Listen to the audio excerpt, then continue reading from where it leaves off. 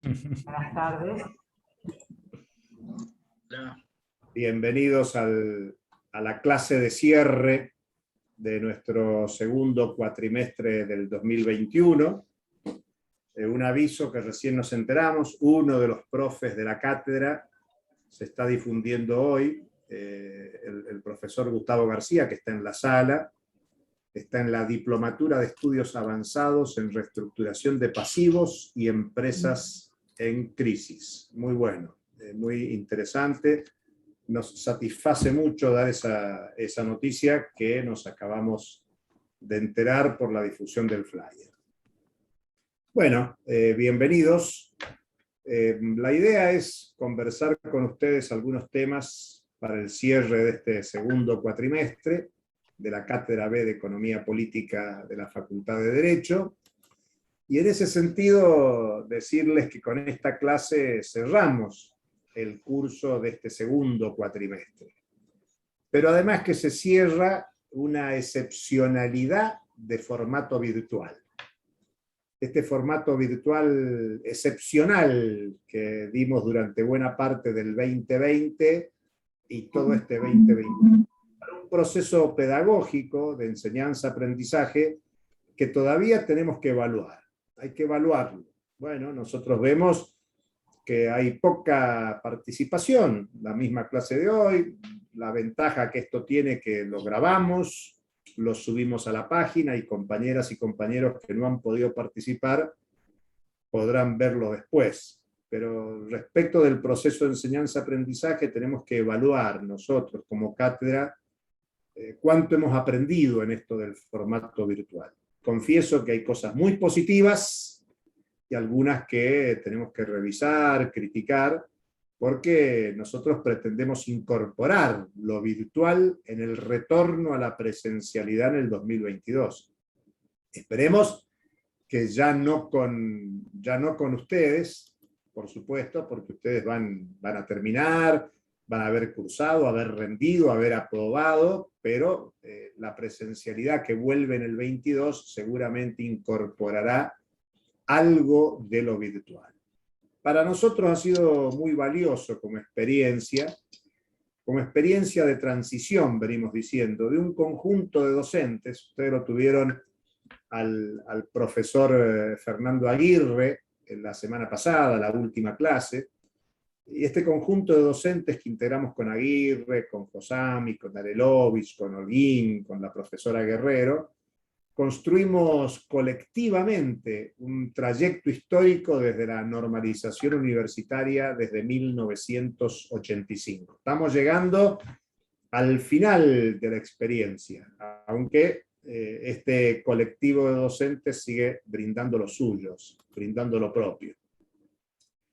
Y bueno, decirles que nos vamos jubilando y en este curso, durante este curso, se han jubilado dos profesores muy queridos en la historia de nuestra experiencia. Ejercieron el derecho a jubilación el profesor Sergio Arelovich. Ustedes han tenido algunas clases de él, están colgadas en el sitio de la facultad, de la cátedra. Sergio Arelovich fue uno de los docentes originarios del armado de la cátedra en el inicio en 1985, cuando éramos docentes ad honorem, convocados por las autoridades en un proceso de reestructuración, reorganización de la universidad pública después de la dictadura militar. Estoy hablando de hace 36 años, por eso digo, gran experiencia la que hemos desarrollado. Y también se jubiló otra querida profesora, que ustedes probablemente no la vieron, porque estuvo con licencia por problemas de salud, que es la profesora Mabel Brugman. Sergio es contador, Mabel es abogada. Lo interesante de Mabel Brugman es que transitó el camino como estudiante de la cátedra. Fue estudiante nuestra, luego hizo la inscripción es la formación docente. Nosotros siempre buscamos, aspiramos a que nuestros estudiantes hagan la inscripción. Eso demuestra que se interesaron, que les entusiasma, y finalmente Mabel se integró al equipo docente en una historia de 30 años. Por eso nosotros queremos en esta actividad, y sobre todo porque queda grabado, rendirle un homenaje a nuestros profes, a nuestros profesores jubilados, por lo que han representado en décadas de esfuerzo y de colaboración. Y en ese sentido hay otros profes que vale la pena recordar y recuperar en esta última clase del cuatrimestre. La profesora Irene Guerrero y el profesor Fernando Aguirre. Insisto, a Fernando lo tuvieron justo la última clase. Dos profesores que nos acompañaron, se incorporaron casi al comienzo de la experiencia docente, primero como adscriptos. Eran muy jóvenes en aquel momento, como todas éramos muy jóvenes, nos formamos como docentes y bueno, luego plena actividad, primero ad honorem y luego rentados, y la profesora Guerrero se jubiló en el 18 y el profesor Aguirre se jubiló en el 16, pero dejó de dar clases regularmente en el 19, pero sigue colaborando, lo que muestra que el compromiso de la cátedra va más allá de las rentas en el origen y en la continuidad, en el presente, y me parece que es importante que los estudiantes de este curso sepan, los profes que han tenido, que colaboran desde afuera, que aportan con bibliografía, que siguen dando clases. Bueno, entre los 4 profesores originarios, los que iniciamos la cátedra con un concurso, durante el 2019 se jubiló el profesor Hugo Holguín, que también ha tenido clases y también aporta regularmente, y también se acogió al derecho jubilatorio y nos ha acompañado regularmente.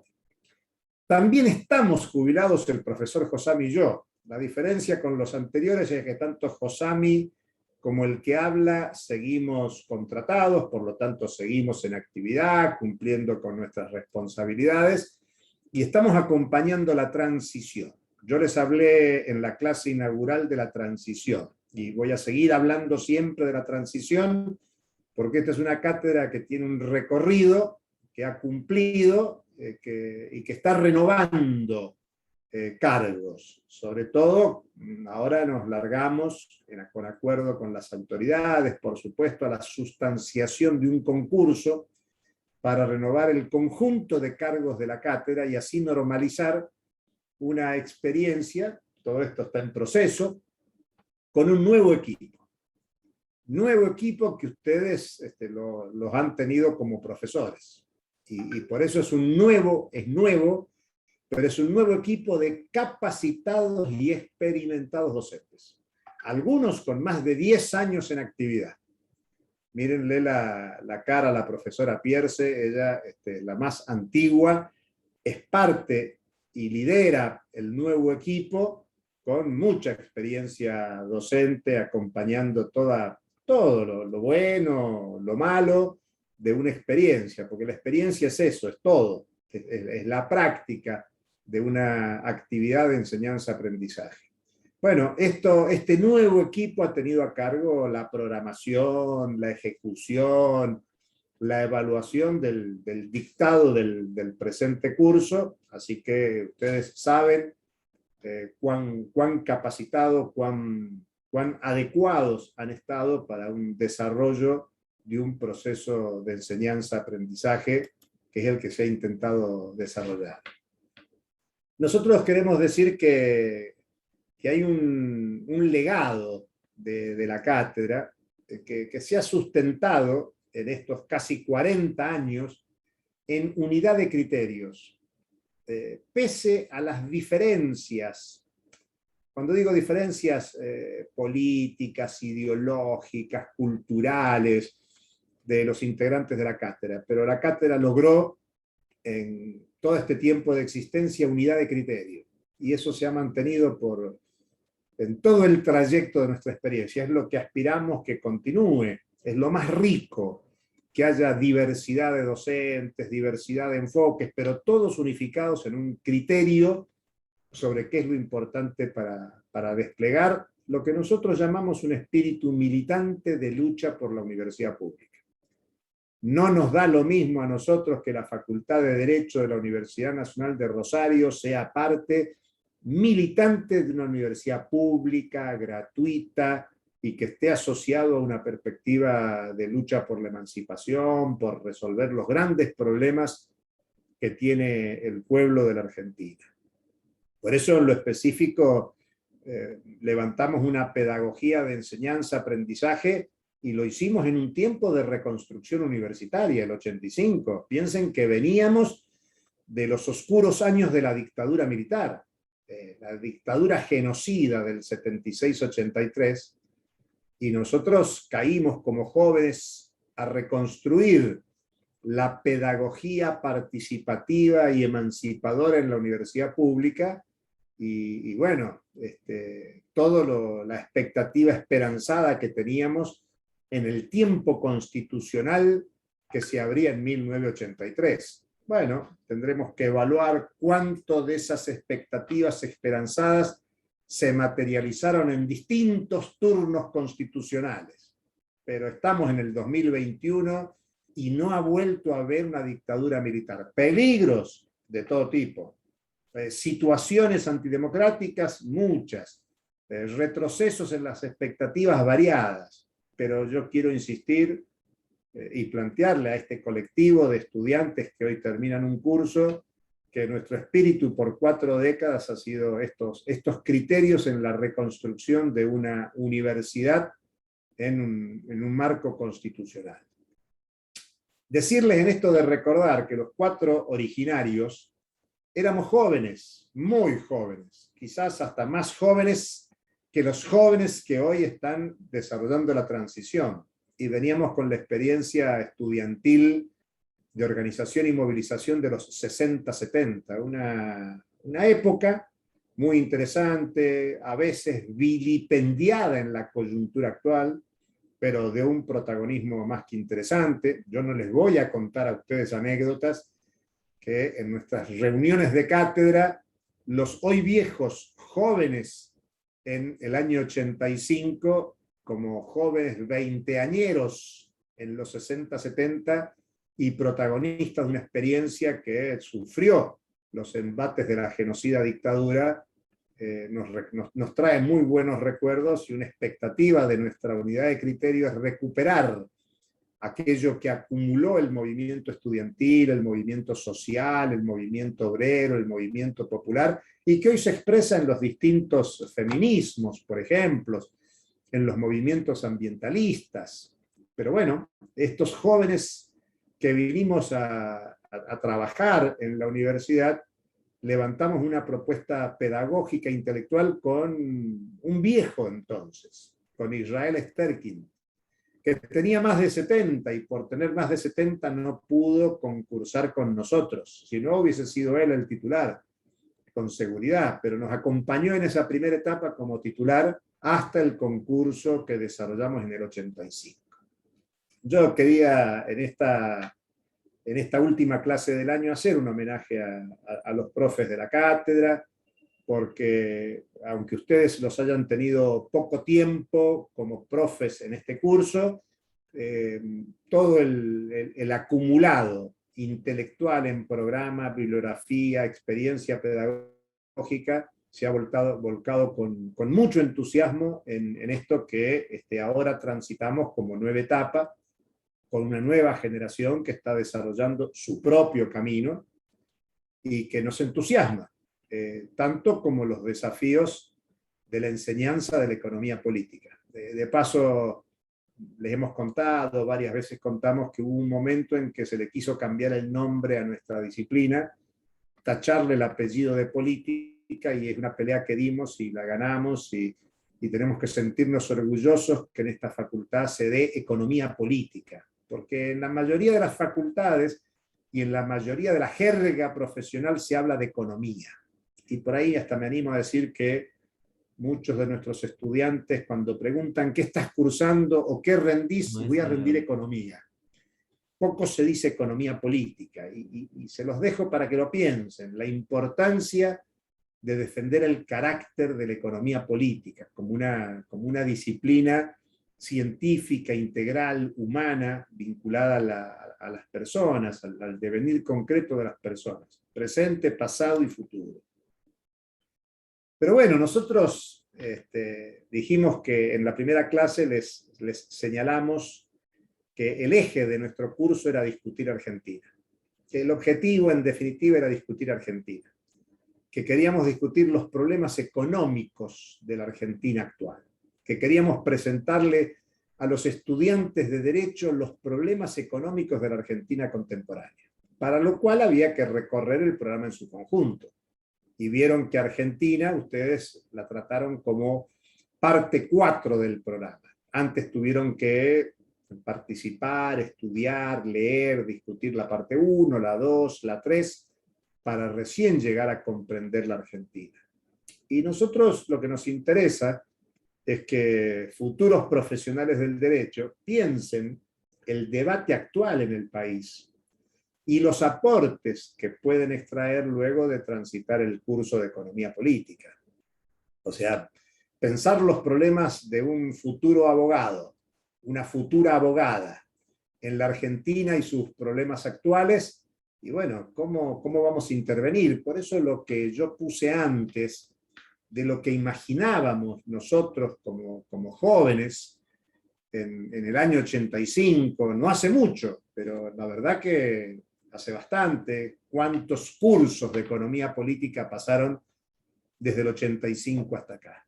Y nosotros siempre tuvimos un objetivo de una defensa de la universidad pública para una perspectiva emancipadora. Bueno, ¿cuál es el proyecto como futuros profesionales del derecho a desarrollar? Y nosotros aspiramos que este curso los haya entusiasmado en ese sentido. Por eso entre los problemas que aparecen, por ejemplo, todas las encuestas que ustedes pueden ver en la tele, escuchar en radio, leer en diarios o en las redes, si se informan por las redes, o incluso en casa, en el debate cotidiano, el tema son los precios, el crecimiento de los precios. El tema número 1 de la preocupación argentina está en la inflación. La inflación aparece en el centro del debate y es el fenómeno que se discute y se asienta en enfoques teóricos que nosotros hemos analizado en la parte 1 del programa. O sea, no se puede discutir de inflación, y sería interesante que ustedes, cuando escuchan a alguien hablar de inflación en los medios de comunicación, en las redes, e incluso entre amigos, aunque no sepan de economía política, pero ustedes van a poder descubrir el soporte teórico detrás de tal o cual opinión sobre por qué hay inflación o cómo se resuelve la inflación. Nosotros lo que hemos pretendido es esto, tratar de dar los enfoques teóricos para que al final del curso puedan tener más elementos de juicio y discernir. Por ejemplo, de quienes sustentan conceptos de la tradición clásica y neoclásica, teorías que ustedes vieron en la primera parte del programa, de contenido monetarista, donde señalan, esto es muy común escucharlo casi cotidianamente, que la inflación es en todo momento y lugar un problema monetario. Bueno, esto está en los medios, en los noticieros, diarios, tele, radio, medios de comunicación y en conversaciones de amigos. Y por lo tanto, si este es el diagnóstico, hay una respuesta. Bueno, hay que dejar de emitir, hay que gastar menos. ¿Y gastar menos en qué? Bueno, ahí se puede entender, se gasta menos en educación, se gasta menos en salud, se gasta menos en salarios. Entonces aplaudimos a los profesionales de la salud en pandemia, pero después ajustamos el presupuesto sanitario o el presupuesto educativo. Pero entonces hay que pensar esto. Yo no quiero inducirlos a que es bueno o malo, pero simplemente hay que pensar que en economía política tener una lectura del fenómeno inflacionario responde a una concepción teórica determinada.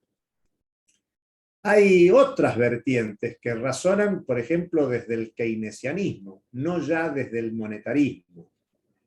con enfoques asociados a la demanda y a la oferta de bienes, a la necesidad de aumentar la producción, e incluso con desarrollos novedosos que nosotros no hemos enfatizado demasiado en clase, que es la teoría monetaria moderna, que tiene un enfoque diferenciado en materia de emisión, que contrasta y polemiza con esta concepción monetarista sobre la inflación, y que por lo tanto plantean que el problema no es la emisión y que el Estado puede absorber el dinero que emite, porque es el Estado el que valida el dinero en circulación.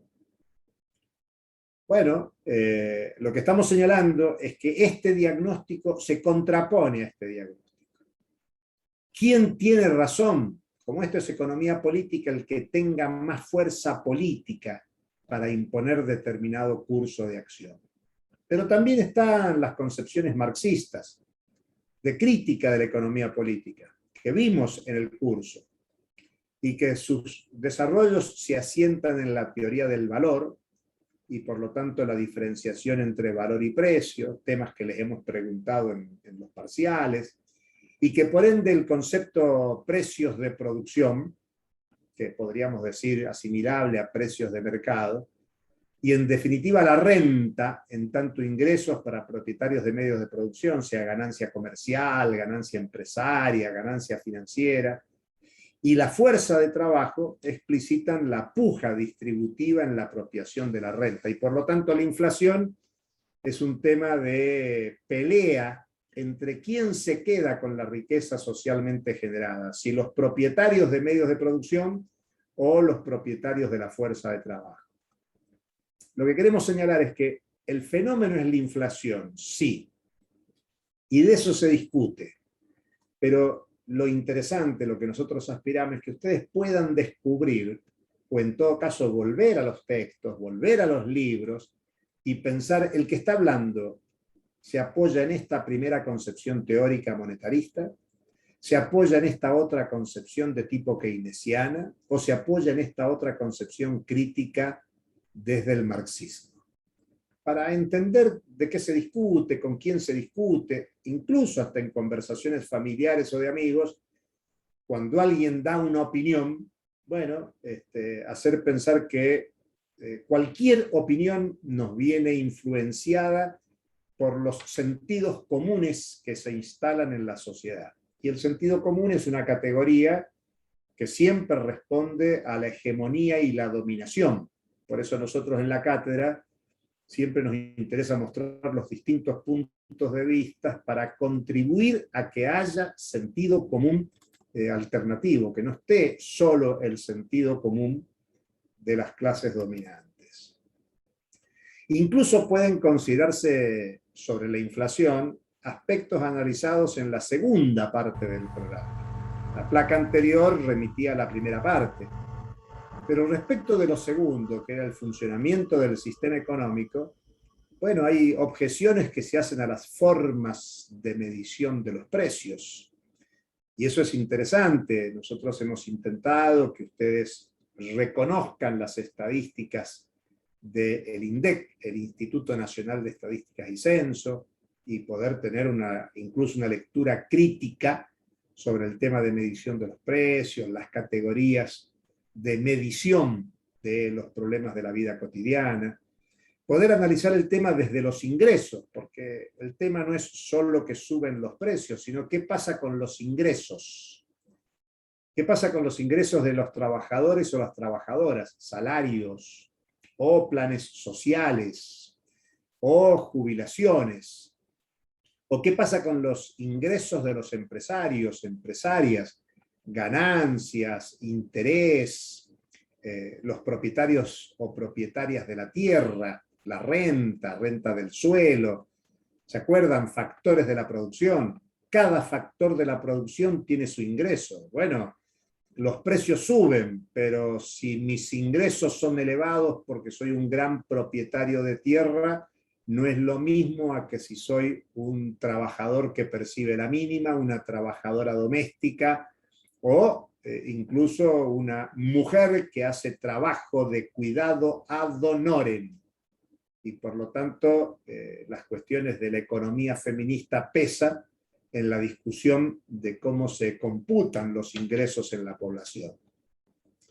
Pero también tiene que ver con el intercambio comercial con el exterior, porque la Argentina le vende producción al mundo y le compra al mundo producción. Probablemente alguna de la ropa que tengan puestas venga de algún país asiático, de otros territorios, y por lo tanto los precios de esas producciones inciden en los precios locales. Los precios internacionales intervienen como inflación importada.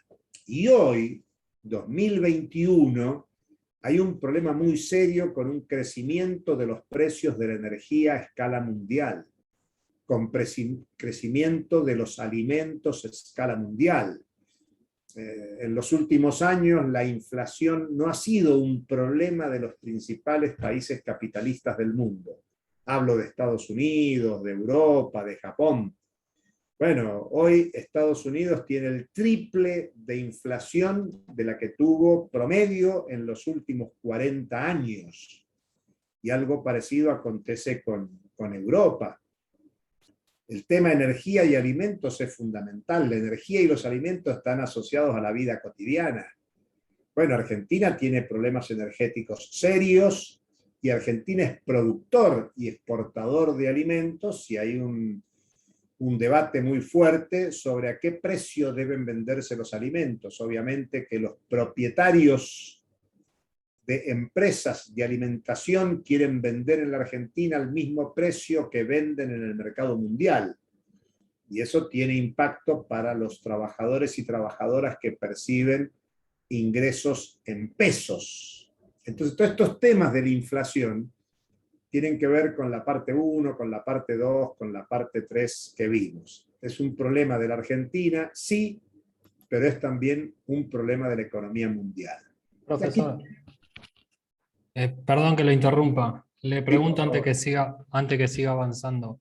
¿Puede explicar un poquito lo de la teoría monetaria moderna? Claro. Bueno, muy bien, muy bien. La teoría monetaria moderna es una concepción, se les llama post-keynesianos.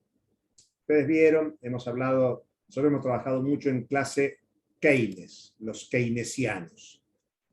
Después, Keynes murió en el año 46. Su concepción teórica se generalizó desde el 45 en adelante, o sea, después de la Segunda Guerra Mundial. Y el keynesianismo, de alguna manera, fue corriente económica principal prácticamente hasta fines de los años 70. A fines de los 70, comienzo de los 80, empezó a reinar como corriente principal la corriente monetarista, que tiene un eje en el tema de la moneda. La principal receta es que no hay que emitir. Los post-keynesianos, que no son necesariamente de nuevo keynesianos, sino que se basan en las concepciones de Keynes, pero tienen nuevos desarrollos, sostienen una concepción monetaria muy especial, por eso le hablan de teoría monetaria moderna, donde dicen que el dinero es una creación del Estado. Y eso uno lo puede explicar fácilmente con que nosotros aquí en la Argentina, sepamos o no sepamos economía, nos manejamos con pesos. Pagamos en el kiosco, en el almacén, entre nosotros, préstame dinero para comprar cigarrillos, para pagar un café, para lo que quieras, nos manejamos con el peso argentino, que lo emite el Estado argentino. Digamos que el Estado es el que ejerce la soberanía de la emisión. Por eso se dice también que los estados europeos perdieron la soberanía monetaria porque la Unión Europea, aquellos países que se someten al euro, el euro es emitido desde el Banco Central Europeo y por lo tanto los países de la Unión Europea, de la zona euro, no tienen soberanía monetaria. España no puede tomar la decisión monetaria que quiera porque se subordina al euro. Lo mismo pasa con Francia. Y por eso Gran Bretaña peleó, entre otras cosas, por el Brexit. salirse de la Unión Europea para tener decisión sobre una cantidad de cuestiones, aunque Gran Bretaña no estaba en la zona euro, y si alguno de ustedes tuvo oportunidad de viajar a Gran Bretaña, ahí se manejan con la libra esterlina, y también circulaba el euro, pero Gran Bretaña tenía soberanía monetaria por no estar. Lo que sostiene la teoría monetaria moderna es que el Estado puede emitir toda la cantidad de dinero que haga falta para resolver lo que sea. Y que si por la teoría cuantitativa del dinero, que ustedes vieron en el curso, es excesiva la circulación de moneda, el Estado puede absorber ese dinero. ¿Cómo? A través de impuestos. Los impuestos son un mecanismo de absorción.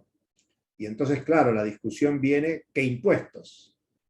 Por ejemplo, el impuesto más importante en la Argentina es el IVA, ese impuesto que pagamos todos cuando consumimos.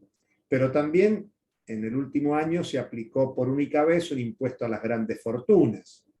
El impuesto es una forma que tiene el Estado para absorber el dinero emitido. Entonces, básicamente, para hacerlo simple, sencillo, la teoría monetaria moderna sostiene, contrario a lo que plantea la concepción monetarista, es que no hay límites para la emisión de moneda y que por eso hay que defender la soberanía monetaria. Quienes sostienen la concepción monetarista en la Argentina sostienen que hay que hacer desaparecer el Banco Central de la República Argentina. No es un planteo nuevo. Este planteo estuvo en la dictadura militar del 66 y ha sido sostenido por políticos de la tradición liberal en la Argentina desde que existe el liberalismo en la Argentina. Y esta concepción de la teoría monetaria moderna combate la inflación más desde enfoques vinculados a la expansión de la producción y no a la cuestión monetaria. Bueno, espero haberte en pequeñas palabras. Sí, sí, se entendió muy bien. Bueno, aquí les mostraba la infografía del INDEC, que ustedes la conocen, la ven, y aquí aparece el último dato de la inflación de septiembre, 3,5% mensual. Bueno, yo les dije que en Europa preocupa la inflación, y la inflación europea al mes de junio es anual 3%. Entonces, fíjense, están preocupados por una inflación anual que en la Argentina es mensual. Y cuando uno piensa cuáles son los 3 países de mayor inflación en América Latina y el Caribe, aparecen Venezuela, Cuba y la Argentina. Entonces yo no quiero sacar conclusiones rápidas, pero bueno, hay que ver que el fenómeno de la disputa política por el manejo económico es algo que tiene que ver con la inflación. Acá ven la evolución del proceso inflacionario, la baja y la suba, y la gran discusión es, bueno, ¿cuánto será? Esto se va a conocer la semana que viene, ¿cuánto va a ser la medición de octubre?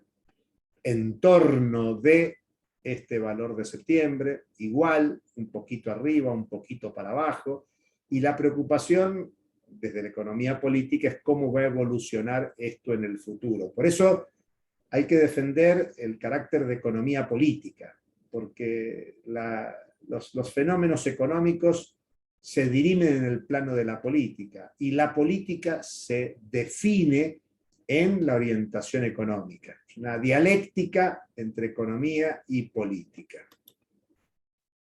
El otro gran tema que se discute, el otro gran problema de la economía argentina es el tema de la deuda, y especialmente la pública. Y enfatizo la pública porque, bueno, uno podría decir la deuda privada es del privado. Si alguno de ustedes debe, bueno, cada uno define sus finanzas privadas. Es también discutible, porque hay una tendencia en el mundo a inducir el endeudamiento de las familias, el endeudamiento de las empresas. Pero nos preocupa la deuda pública, especialmente ahora porque el debate está con el Fondo Monetario Internacional. Si ustedes mínimamente leen diarios, escuchan radio, ven tele o se informan por las redes, van a ver que todo el debate está con el fondo. Este fin de semana hubo una reunión del Grupo de los 20 en Italia, donde, bueno, hay una declaración donde se le pide al Fondo Monetario que tenga en cuenta eliminar los sobrecargos. La deuda pública argentina tiene en el acuerdo con el fondo sobrecargo porque la Argentina en el gobierno anterior tomó más deuda de la que permite los aportes que tiene de capital en el Fondo Monetario y por lo tanto por ese exceso tiene un sobrecargo. Pero bueno, este tema está en el debate de la coyuntura. Inflación primero y deuda pública en segundo lugar. Sin quizás de que mucha parte de nuestra población pueda entender a fondo la cuestión técnica, pero ustedes como estudiantes de Derecho, sí, y como futuros abogados que van a tener que ver con litigios locales, nacionales o internacionales, es un tema importante. Y supone consideraciones relativas al punto 3 del programa, a muchas partes del programa, pero quiero enfatizar en lo que vimos en la parte tercera. Ya di algunos otros ejemplos de la parte 1 y de la parte 2, porque un tema que nosotros queremos discutir, queremos ayudarlo a que ustedes piensen en la cursada, es, bueno, ¿quién decide en el sistema mundial? La Argentina. ¿Qué peso tiene en el sistema mundial? ¿Cuánto pesa la Argentina en los organismos internacionales, en el G20, en el Fondo Monetario? Incluso pensar nosotros, decimos Fondo Monetario, Argentina y Fondo Monetario. Bueno, ¿quién, cómo, cuándo y para qué se construyó el Fondo Monetario? Nosotros, ustedes saben, los acuerdos de Bretton Woods, 1944, Segunda Guerra Mundial. Bueno, hubo un nuevo orden mundial que sale de la guerra. Bueno, de ahí sale el Fondo Monetario. Los ganadores de la Segunda Guerra son los que definen, y de hecho, vamos a decirlo claramente, Estados Unidos es el único país con poder de veto en el fondo, porque tiene cuotas sociales suficientes para decir qué es lo que se debe hacer o no se debe hacer. Por eso la pregunta es, ¿cuándo se construyó? ¿Quién? ¿Para qué? No solo el fondo, sino el sistema financiero mundial. Ustedes habrán escuchado hablar que asistimos a un tiempo de financiarización. Bueno, hay bancos transnacionales, hablamos de organizaciones internacionales globales como el Fondo, el Banco Mundial, recién mencionamos al G20, a la Organización Mundial de Comercio, y por lo tanto no se puede pensar la Argentina, la deuda pública argentina, la inflación argentina, los problemas económicos de la Argentina si no pensamos en el orden mundial, el sistema mundial del capitalismo contemporáneo y sus organizaciones, sus instituciones. Por eso, bueno, incluso, fíjense cuánto pesa la Argentina en el mundo. Pero cuando decimos cuánto pesa la deuda de Argentina en el fondo, bueno, más del 65% de la cartera de préstamo del fondo está concentrada en Argentina. Entonces uno tiene que preguntarse por qué al fondo le interesaba prestarle tanto a Argentina. ¿Quién se beneficiaba más, la Argentina o el fondo? ¿Y el fondo, qué son sus funcionarios o los estados accionistas? ¿Y quién es el accionista principal y que empujó que la Argentina se endeudara a un nivel de hipoteca que hoy cuesta horrores y que tiene consecuencias muy graves? A fin de año, cuando hagamos las cuentas, Argentina le va a haber pagado al Fondo Monetario más de 4.000 millones de dólares. Multipliquen ustedes 4.500 millones de dólares, ese es mi teléfono, mi timbre, perdón. Multipliquen ese valor por cualquiera de los valores de los distintos niveles del tipo de cambio que hay en la Argentina y se van a encontrar con una masa gigantesca de pesos que, vinculado a lo que hablábamos anterior, emisión sí, emisión no, se podrían haber aplicado a resolver qué necesidades sociales de la Argentina en materia de educación, de salud, de alimentación, en fin, de todo lo que hace falta, de todo lo que se requiere.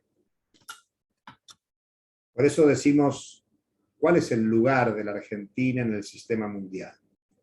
¿Y cuál es el lugar de la Argentina en la región latinoamericana y caribeña? E incluso pensar también, no ser tan argentocéntricos y pensar como parte de América Latina y el Caribe que somos, cómo pensar una dinámica de inserción en el sistema mundial pensando desde lo regional. Es decir, que el tema de la deuda es un tema de vínculo de la Argentina con el mundo, porque el sistema financiero mundial al que la Argentina le debe tiene que ver con cómo está organizado ese sistema mundial, quiénes son los que definen el rumbo de la economía y de la política mundial. Bueno, la deuda tiene que ver con la parte 1, con la parte 2. Nosotros hemos discutido el tema del dinero, sea la teoría cuantitativa, hemos discutido sobre el tema del intercambio mercantil, el registro de las cuentas nacionales, ¿se acuerdan? Balanza de pagos, balanza comercial, balanza financiera, bueno, los intereses, el capital de la deuda, dónde se registra, todos estos han sido temas de parciales. Y por supuesto la parte 4, Argentina, hemos discutido la especificidad de la deuda. Viene como desde la época de Rivadavia, el primer crédito con la Baring Brothers, 1824, los créditos del 76 y la dictadura militar. Miren esto, con renegociaciones en todos los turnos gubernamentales desde el 83 hasta el presente. Ustedes se acordarán, sabrán que el año pasado hubo renegociación de la deuda con acreedores privados y ahora se renegocia con el fondo. Bueno, el tema es histórico, viene desde Rivadavia, pero sobre todo en el último tiempo viene desde la dictadura. Por eso yo empecé con el reconocimiento nuestro de la cátedra, nuestra experiencia, porque nosotros queríamos desde lo pedagógico superar las consecuencias y los efectos que había dejado la dictadura militar en lo educativo universitario, en lo democrático, ciudadano. Pero en la economía, la herencia ha sido espectacular. La dictadura instaló una hipoteca que ningún turno, desde el 83 hasta ahora, lo pudo superar. Cada turno, y después se puede discutir, obviamente, esto que estoy señalando, porque cada turno imaginó que había resuelto el tema de la deuda, pero las condiciones objetivas estructurales hicieron que el tema reapareciera. Por eso, para estudiantes de derecho, futuros profesionales, resulta de interés estudiar cada año el presupuesto. Nosotros el presupuesto es un tema que vemos en la parte 2, en la parte 4, que se presenta al debate parlamentario todos los años, incluso la ejecución presupuestaria. Es más importante a veces la ejecución presupuestaria que el presupuesto, porque la ejecución presupuestaria es lo que realmente gasta el Estado en educación. El presupuesto es lo que dice que va a gastar en educación. La ejecución presupuestaria en pago de la deuda es lo que realmente se paga de deuda, distinto del presupuesto que dice cuánto se imagina que se va a pagar de deuda. En fin, la ejecución refleja lo realmente ocurrido en materia de ingresos y egresos públicos, y en ese sentido hay que ponderar el peso del endeudamiento respecto de otros rubros de la política económica. Cuando decimos la deuda es un gran problema, aunque mucha parte de la población crea que es un problema de los gobernantes, del que administra, y ustedes podrán por ahí escuchar discursos que dicen que el ministro Martín Guzmán es un ministro de renegociación de la deuda, como que lo único que le preocupa es el tema de la deuda. Bueno, el tema es que la deuda tiene que ver con todo. Sea cual sea el resultado de las negociaciones que hay con la deuda, el pago de la deuda o el no pago de la deuda, cualquiera de las variantes, cualquier política pública con el tema endeudamiento va a tener impacto. Impacto en muchos de los otros problemas de la economía argentina. Este gráfico, simplemente para mostrar datos actuales del endeudamiento público, son datos del Ministerio de Economía, estos son fáciles de encontrarse, y fíjense cómo la deuda al año 2004, luego de la crisis del 2001, 2002, estaba en el 118% del Producto Bruto Interno y fue disminuyendo progresivamente hasta el año 2011, con el 38,9% del Producto Bruto Interno, mucho menos que al 2004. Pero a partir del 2011, 2012, 13, 14, 15, empieza a crecer. 16, 17, pega un salto, 18, 19, 20. Hay una merma en el 21, pero del 102,8 al 101,5%. Comparen de punta a punta y se van a dar cuenta que el problema de la deuda pública, y obviamente acá en el medio hay políticas públicas diferenciadas, pero se dan cuenta que es un problema serio, agravado con el tema del COVID-19, por supuesto. Nosotros hacemos mención en esta última clase a dos temas, porque en la primera les dijimos que nos preocupaba la Argentina, inflación y a la deuda, porque son dos temas que intervienen en la coyuntura política. Cuando digo coyuntura política, no se me escapa que en 10 días hay elecciones en la Argentina. Y sobre qué hacer con la inflación y qué hacer con la deuda es parte del discurso político. Estoy a favor, estoy en contra, hay que hacer algo distinto. Depende el enfoque político con el que cada quien hable de la inflación o hable de la deuda. Por eso esto es economía política. Esto no es, todos pensamos que hay una forma de resolver el tema de la inflación o el tema de la deuda. No, hay enfoques políticos distintos, contradictorios, que tienen beneficiarios. Por eso intervienen en la coyuntura política, a quién votar, a quién no votar, votar o no votar, pero intervienen en lo económico. ¿A quién se beneficia? ¿A quién se beneficia pagando? ¿A quién se beneficia no pagando? ¿A quién se beneficia pagando con tal forma de renegociar o con tal otra forma de renegociar? Yo digo todo esto en términos relativos, porque hay intereses contradictorios en la política y en la economía. Cuando hablamos de relaciones sociales, hablamos de relaciones contradictorias. La economía política es contradictoria. Por eso, estos problemas motivan políticas económicas que intervienen en el orden económico, favoreciendo a unos o favoreciendo a otros, a muchos o a pocos. Y ese es el motivo principal de preocupación de la economía política. La economía política trata del orden económico-social. Si a mí me preguntan, a ustedes les preguntan, a cualquiera, después que han hecho el curso de economía política, ¿cómo está organizada la economía argentina? ¿Cómo está organizado el orden económico argentino, latinoamericano, mundial? Bueno, ahí tendremos que describir el orden capitalista, las relaciones económico-sociales, quiénes se benefician, quiénes se perjudican. Y por eso nosotros enfocamos a que se pueda percibir estas cuestiones. Después, obviamente, la vida y las opciones que vamos tomando como individuos nos va llevando en un sentido o en otro. Yo me concentré por el tiempo, por ser la última clase en estos dos fenómenos, inflación y deuda, pero son variados los temas que podríamos incluir para discutir desde la economía política la Argentina. Por ejemplo, la pobreza y la indigencia. Bueno, el último dato de pobreza de la Argentina habla de más del 40% de argentinos pobres. Yo les confieso que tengo algún recorrido con debates con otros académicos, intelectuales de América Latina, del Caribe y del mundo, y cuando uno piensa en la Argentina y la potencialidad de la Argentina, y con un nivel de prácticamente media población bajo la pobreza, es dramático. Indigencia. Bueno, China acaba de anunciar que eliminó la pobreza extrema.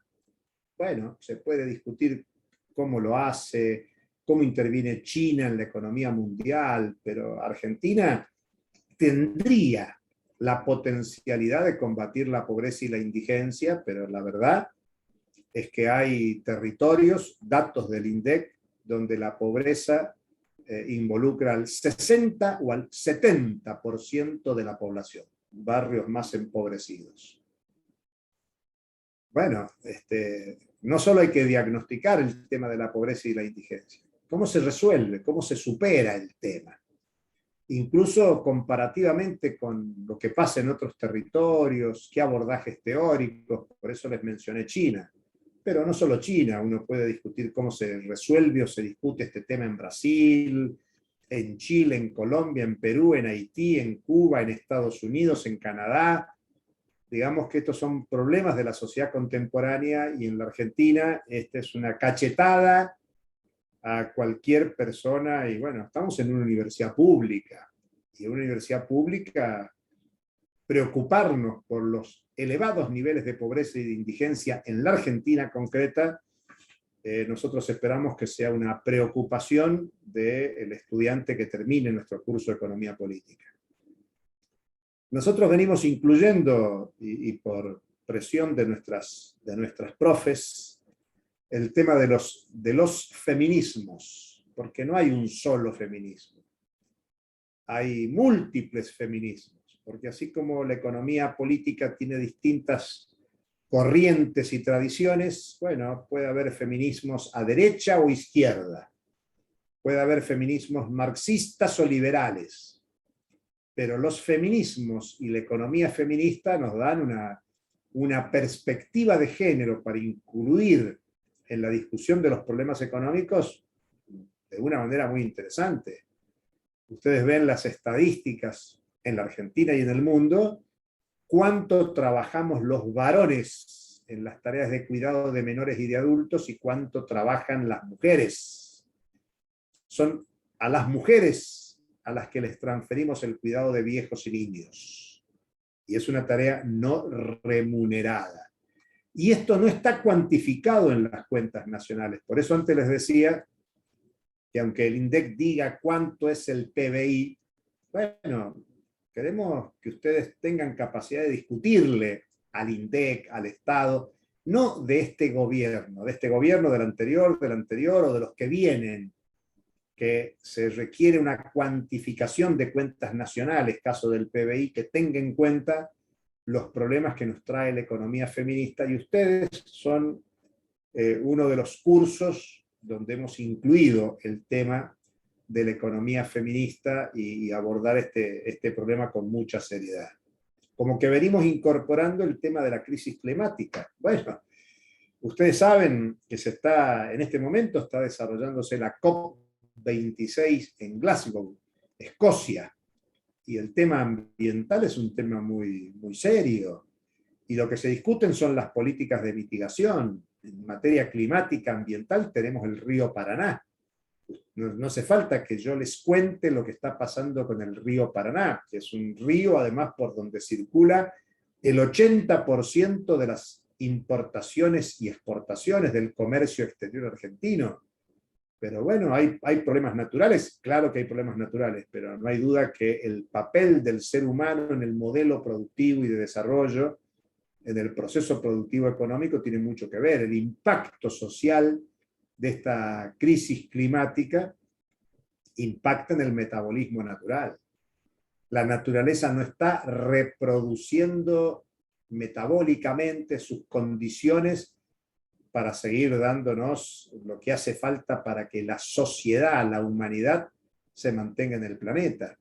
Por eso hace falta discutir y que ustedes se lleven este problema de la crisis ambiental, climática, para ver cuáles son las políticas nacionales, globales que hacen falta, qué modelo productivo, qué cambios en el modelo productivo y de desarrollo.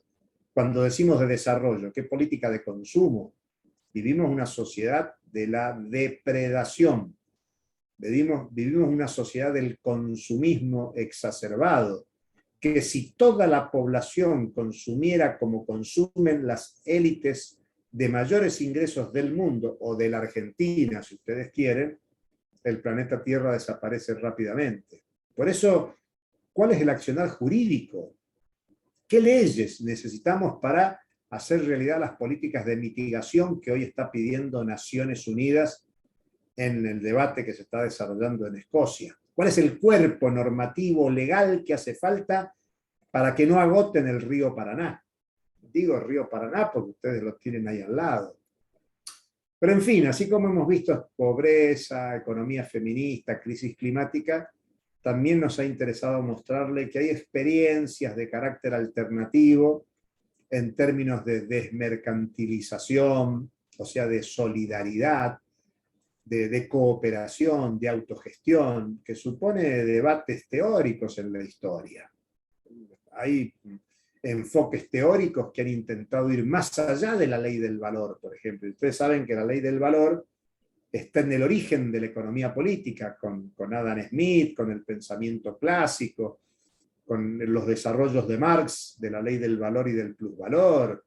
Bueno, ¿se puede vivir en un mundo alternativo al capitalismo? Bueno, eso es interesante pensarlo. No creer que las cosas son como son y siempre serán así. Eso nos lleva a nuevos debates. Recién, a propósito de la pregunta de Liceo, creo, sobre la teoría monetaria moderna, discutíamos el tema de la soberanía monetaria, pero hay que discutir hoy temas de la soberanía alimentaria, de la soberanía energética, de la soberanía financiera. Bueno, nuevos desarrollos que hay sobre el dinero y que da para discutir mucho, que por ahí no hemos tenido tiempo en el cuatrimestre de desplegarlo, pero que hemos dado algunos elementos para que se piensen, como es el caso de la aparición de las criptomonedas. Criptomonedas que tienen impacto ambiental, porque la criptomoneda es producida por enormes cadenas de uso de electricidad en computadoras y placas de videos interconectadas en todo el mundo. Por ahí nosotros leemos la cotización de tal o cual criptomoneda y no vemos que detrás de las criptomonedas, y que tiene mucho que ver con la eliminación de controles de los bancos centrales, pero también un tema ambiental muy fuerte vinculado a las criptomonedas. Pero tiene que ver con la especulación, tiene que ver con la libre circulación, sin los controles de los bancos centrales, y son temas nuevos que aparecen instalados, como los temas de la inteligencia artificial, los temas de la robótica, en fin, nuevos fenómenos que hacen a las formas de producir y de organización del trabajo contemporáneo. Por ahí nosotros discutimos más formas históricas, tradicionales, como puede ser la organización científica del trabajo, el Fordismo, el Taylorismo, pero el toyotismo, pero hay que ver las nuevas formas que suponen la economía de plataforma, temas que han estado en las clases y en la bibliografía que les hemos presentado. El debate es, bueno, hay estados nacionales que están trabajando las criptomonedas. El Salvador es el primer estado que ha dispuesto que una criptomoneda, el Bitcoin, tenga circulación al mismo nivel que el dólar. Y por lo tanto hay muchos países que están pensando en criptomonedas no fuera de los bancos centrales, sino desde los bancos centrales, para regular este nuevo fenómeno de la circulación.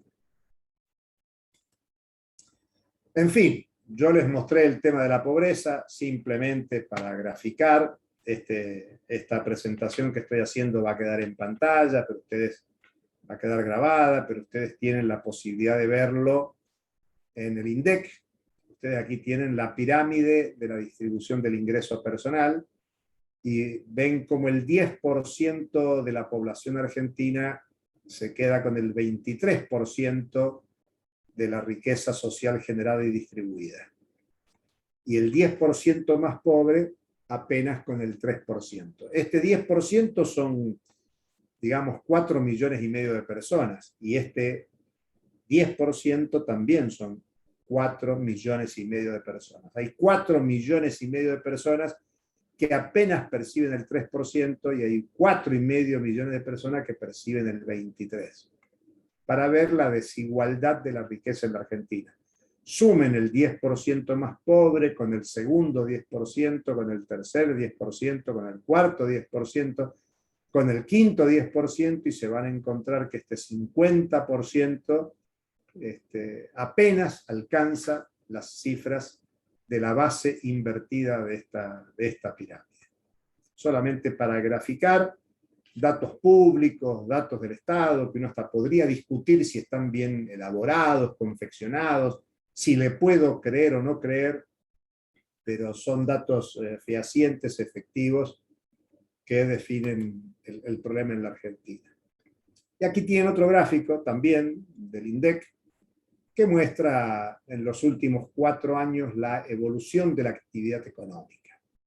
Y tienen en la línea azul la actividad económica, la variación porcentual interanual. Digamos que el último dato respecto de agosto del año anterior, fíjense dónde está agosto del año anterior, en un año hay un crecimiento del 12,8.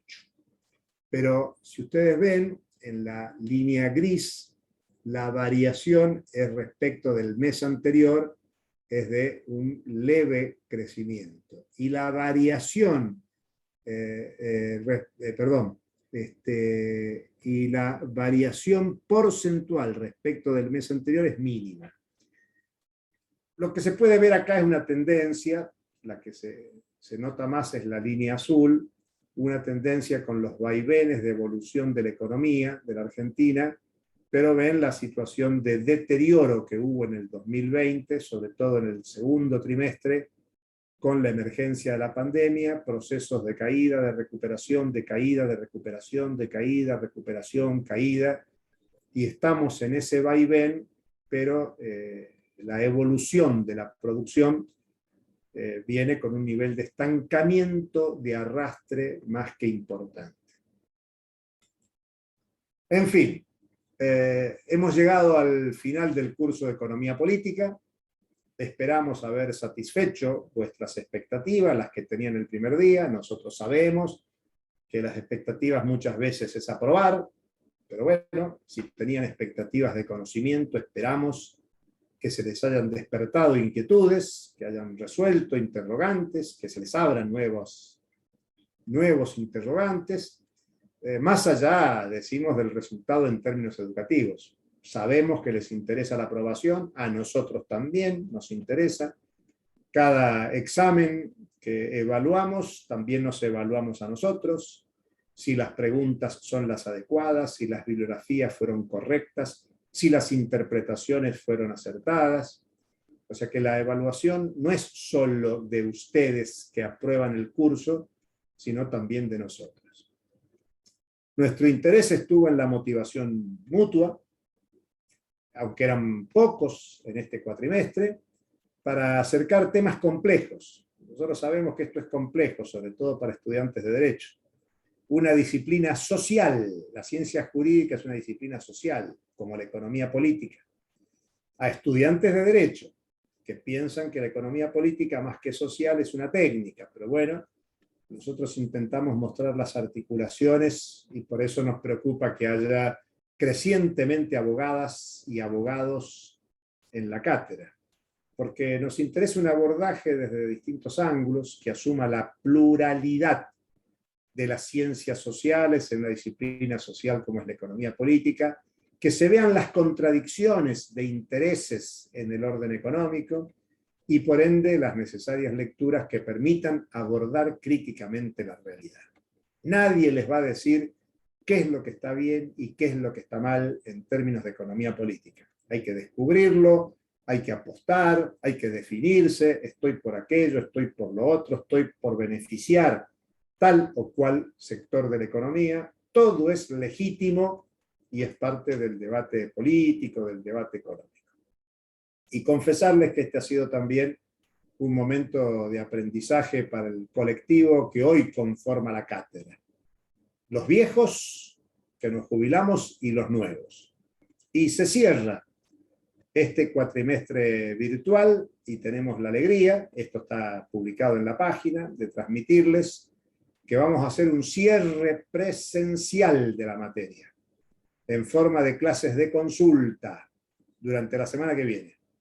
Estos encuentros presenciales nos van a permitir, por un lado, evacuar dudas que ustedes tengan de cara al examen final, porque les interesa rendir bien, a nosotros también nos interesa que les vaya bien, y por otro nos otorgarán la posibilidad de conocernos cara a cara después de meses de virtualidad para intercambiar opiniones sobre la materia, su contenido, en el ámbito de reflexión compartida, que es lo que señalamos en el proceso de enseñanza-aprendizaje.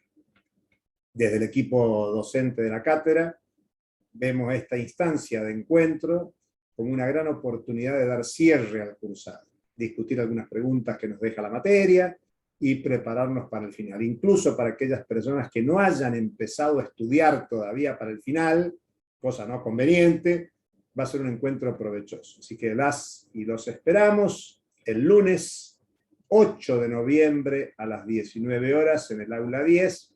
Es un encuentro para los regulares, ustedes.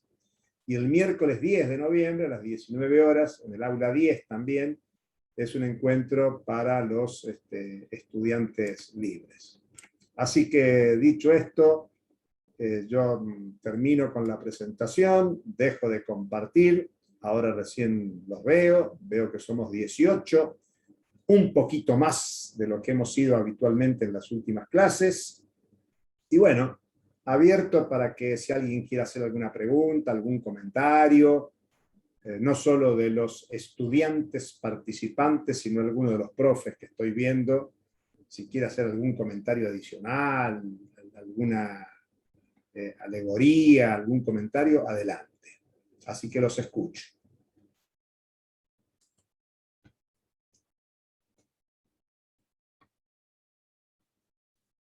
Silencio en la sala. Bueno, ¿algún profe quiere agregar algo?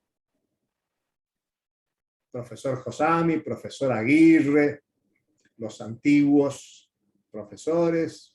Siempre es mejor que empiecen los estudiantes, alguna cosa que les haya quedado buena o mala, para que nos desayunemos un poco. Muy bien, acá Fernanda Aguilar, para todas, todos, dice muchas gracias a los profes, sinceramente, se me salió el chat, sinceramente en mi caso particular adquirí muchísimo conocimiento, muchas gracias. Oh. Bueno, gracias. No, gracias a vos, Fernanda. Gracias, Fernanda. Es bueno escribirlo, si no se animan a formularlo de viva voz, escríbanlo. Pero, Isabela. Yo quiero hablar. En mi caso, lo comenté un día en una clase, en el retorno a la universidad pública. Arranqué en el 2015. Por cuestiones familiares me tuve que volver a mi pueblo. Estoy a 110 kilómetros de Rosario. Desde mi primera voy a ver cómo me acomodo. Trabajo acá. Retomé en una facultad privada, porque me quedaba cerquita y había una extensión de una universidad que está en Rosario, pero había algo que no me unía, digamos, que sentía que no. Mi hermana me decía, Sabela, vos militás lo público, o sea, tenés que ir, y la verdad que fue reacertado, sinceramente, retomar con esta materia, en cuanto, primero, a la prolijidad, la dedicación, y también, digamos, a lo actual, digamos. Sinceramente, de mi parte, bueno, después de unos años, retomo con esta materia y sinceramente estoy re contenta. El lunes no voy a poder ir porque, bueno, por cuestiones laborales y de distancia, los colectivos de línea todavía no están todos, pero bueno, estoy re feliz de volver, digamos, de estar de vuelta en la universidad pública. Muy bien, muchas gracias, Isabela. Nerina Coronel dice, personalmente las clases fueron muy claras y pude adquirir conocimiento acerca de la materia. Aunque fue de modo virtual, la predisposición de todos los profes lo hizo muy ameno. Muchas gracias a todos. Gracias, Nerina. Muy bien. Yo quería tomar. Dale, Martina. Quería decir, sí, no, quería hacer un comentario sobre algo que dijo usted sobre la importancia de dar economía política en la facultad. Yo soy docente, y nosotros desde la escuela pública y desde la escuela primaria y secundaria también venimos peleando para que se tome esta temática para que se pueda dar economía y política en las escuelas primarias ya final y también en el secundario, y que no se lo tome como apología,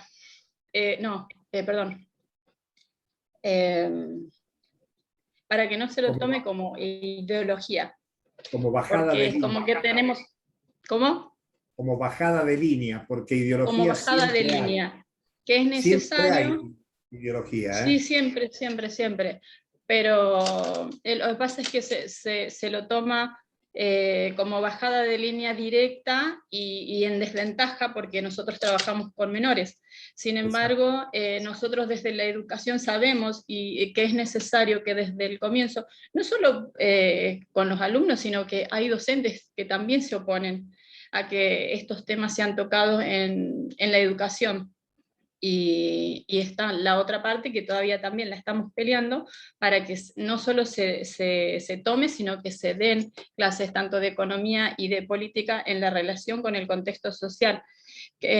Nosotros estamos en una etapa en que se le puede dar mucho más livianamente y desde una perspectiva neutra, porque no necesariamente, pero es difícil porque hay que primero reeducar a la sociedad para que se dé cuenta que es necesario que desde muy pequeños entiendan que la economía y la política es algo que va a estar ligado a la vida de todos permanentemente, todo el tiempo.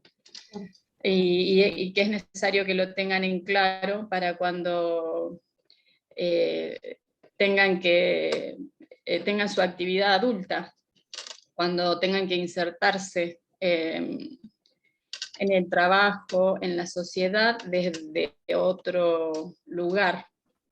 Pero es muy difícil, y igual este comienzo de incorporarlo en la facultad ya me parece un paso gigante. No, me sorprendió que hayan dicho que lo hayan tenido que pelear el tema de que sea economía política, ¿no? Porque es como... No es para nada redundante ni creo que es necesario, ¿no? Digo, si este tema también se discute en la Facultad de Derecho, ¿qué nos queda para nosotros por ahí? ¿No? Y en cuanto a la materia de la cátedra, a mí me sirvió muchísimo, primero para entender un montón de cosas que no lograba entender desde mi lugar de trabajo y social, por mi entorno, porque nosotros tenemos un lugar de trabajo que es muy comprometido socialmente, y sobre todo las personas que también estamos comprometidos con la parte sindical. Ah. ¿No? Entonces, entender toda la parte de economía política, entender los medios, entender los recursos, entender las relaciones y el llamado nacional e internacional, entender la influencia de las decisiones internacionales, entender la influencia de los países que dominan el mundo. Digamos que es una materia, me parece, para 4 meses, dieron un montón de cosas y quedó todo claro, pero me parece que da para mucho más. Bueno. Es todo buenísimo. Nos alegra mucho que te haya servido y muy, muy útil tus comentarios. Bueno, ¿alguna otra? ¿Algún otro? ¿Alguien quiere agregar algo más? Bueno. Sí, bueno, yo en lo particular muy agradecida porque los contenidos a mí me sirvieron un montón para poder entender un montón de cosas.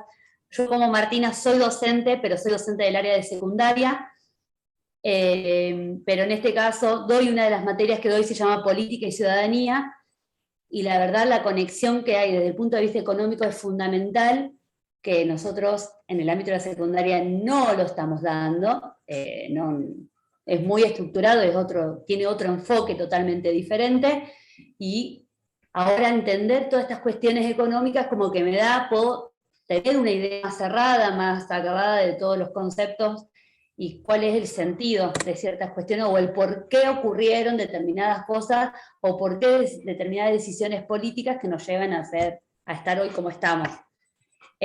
Por eso, más que nada, agradecida en ese sentido y bueno, por supuesto, después ya en instancias de rendir, obviamente uno busca después aprobar, por supuesto, pero a mí en lo personal me sirvió muchísimo, ¿no? En lo laboral, que es lo que yo trabajo, soy docente. Qué bueno, María José. Interesante escucharte. Muy, muy interesante. Bueno, muy bien. ¿Alguien más? Les toca a los profes.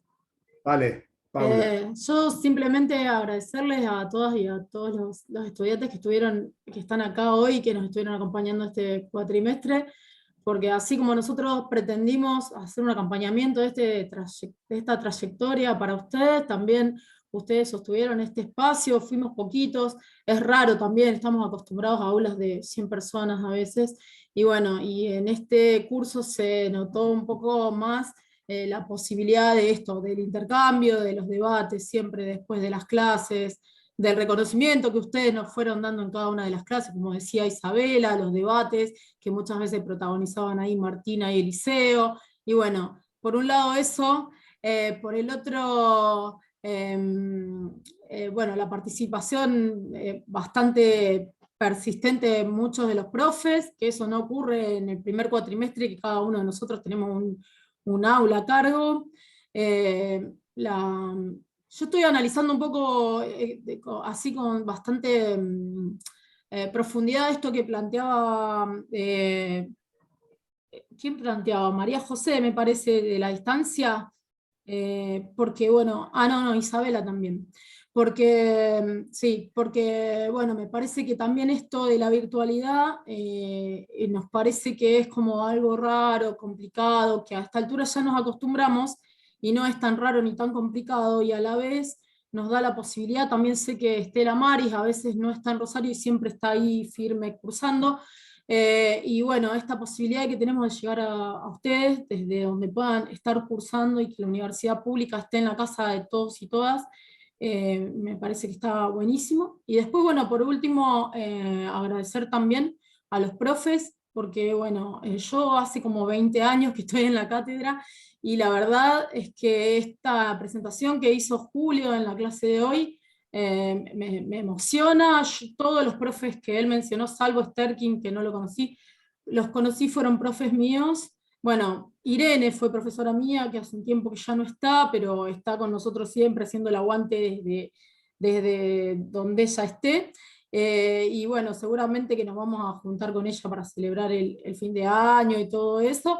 Pero bueno, también Fernando y el Oso, que están acá en esta reunión, y Hugo, que estuvieron participando activamente de este curso, y bueno, por supuesto de Julio, y de tus palabras, Julio, respecto a todas las personas que nos acompañaron siempre y que ahora también siguen estando cerca nuestro porque son compañeros y amigos, pero bueno, ya se retiraron, y no sé, de repente tomé conciencia también de que, bueno, que el año que viene ya ninguno de ustedes va a estar junto con nosotros, o a lo mejor arranquen con nosotros y luego se retiren.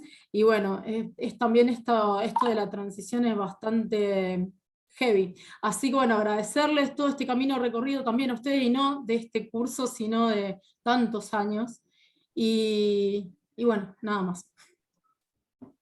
Bueno, muchas gracias, Paula. Sí, son muchos años compartidos. Bueno, ¿alguien más quiere agregar algo? Estamos en tono fin de curso, o sea que estamos terminando, aunque tengamos el encuentro el lunes para la consulta. Hay que hacer la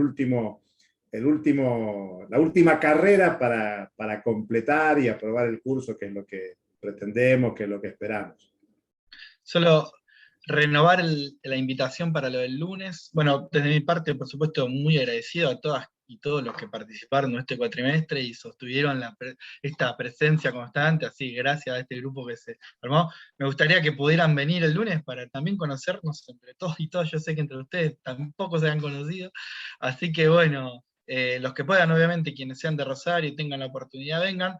Vamos a charlar un poco sobre los contenidos, un poco sobre el examen, pero en un punto también es un cierre, nada, que esperamos con ansias de esto, conocernos presencialmente y poder charlar más sin la distancia por ahí que a veces imponen las pantallas, aunque como dijo Paula, fue muy provechoso. Yo creo Vamos, yo vine a bastantes clases de todas mis compañeras y compañeros y creo que tuvo un gran nivel, se enseñó mucho, así bueno, simplemente eso, renovar la invitación. Vamos a hacer otra invitación en el campus y vamos a tratar de que quienes inclusive nos están viniendo puedan venir, así sale algo interesante tanto el lunes como el miércoles. Bueno, eso, de mi parte, nada más. Gracias.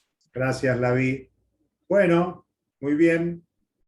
A la 1, alguien más, a las 2. Bueno, un gustazo grande. Ha sido muy lindo esta cursada. Ojalá pueda funcionar ese encuentro del lunes y nos vemos en el examen y hasta cualquier momento. Chau.